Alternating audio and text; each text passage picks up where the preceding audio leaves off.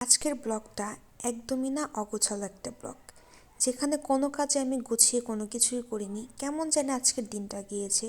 সকাল থেকে বিকেল পর্যন্ত খালি মনে ঘুমিয়েছি।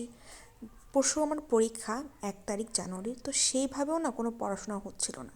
তো সেরকম একটি ব্লগ আজকে শেয়ার করছি। নমস্কার সবাইকে, আশা করি সবাই ভালো আছেন।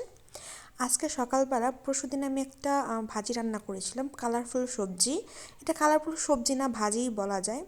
তো এটাও আজকে সকালে করে নিয়েছিলাম, কারণ সেদিন এত টেস্টি ছিল যে সেম সবজি দিয়ে আমি আজকে সকালবেলাও ভাজিটা রান্না করেছি।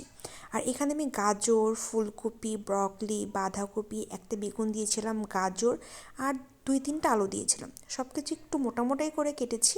আমার না ভাজি জিনিসটা না একটু মোটা করে কাটলে খুব ভালো লাগে। আর এখানে কিন্তু কোনো ধরনের পেঁয়াজ দিইনি, শুধু শুকনো লঙ্কার কালো জিরে ফোড়ন দিয়ে আমি ভাজিটা করেছি। আর ভাজিটা আমি অল্প একটু ঢেকে দিয়েছিলাম, আর কোনো ধরনের জল দিইনি। যেহেতু মিষ্টি লাউ দিয়েছিলাম, এমনিই অনেক জল বের হয়েছে। আর গরম গরম সাথে তো রুটি ভেজিয়ে নিয়েছিলাম। আর আজকে রুটিটাও না অনেক সফট হয়েছিল, তবে ভাজিতে একটু তেল বেশি হয়েছিল। আমি তেল কম দিয়ে রান্না একদমই করতে পারি না।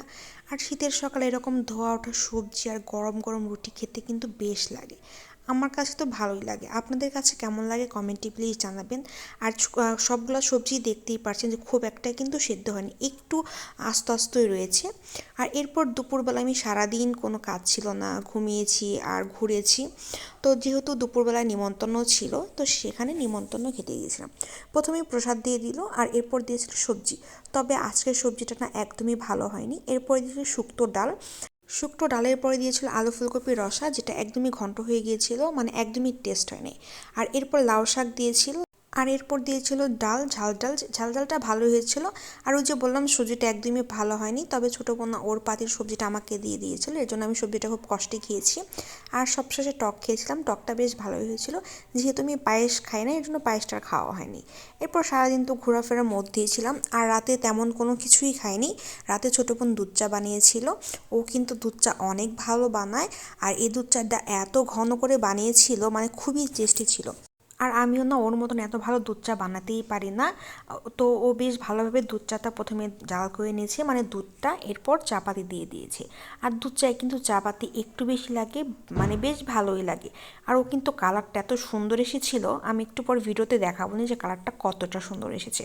ও যেমন দুধ চায়ের চায়ের পাতা, চিনি এত পারফেক্ট দিতে পারে, এত পারফেক্ট না আমিও পারি না। তো বেশ সময় নিয়ে কিন্তু দুধ চাটা বানাতে হবে, তাহলে কিন্তু দুধ চাটা ঘন হয়। আর দুধটা কিন্তু আগে থেকে বেশ ভালোভাবে ফুটিয়ে নিয়েছিল, যাতে চা দেওয়ার পর আরেকটু বেশি করে ফুটিয়ে নিতে পারে। দেখতেই পাচ্ছেন চায়ের কালারটা কতটা ভালো হয়েছে। আর চাটা না একটু সেকে রাখার পরে কিন্তু চার উপরে একটা সর পড়ে যায়, এটাও কিন্তু পড়ে যায়। তো দেখতেই পাচ্ছেন যে আমি কত মজা করে চাটা খাচ্ছিলাম, আর আমরা সবাই গল্প করেছিলাম, আমি, মা, ছোটো বোন আর চা খাচ্ছিলাম। তো আজকের সকাল থেকে বিকেল পর্যন্ত, সন্ধ্যা পর্যন্ত বেশ ভালোই গিয়েছে। আজকের ভিডিওটি এই পর্যন্তই। ভালো লাগলে আমার প্লিজ লাইক ফলো করবেন। ধন্যবাদ সবাইকে।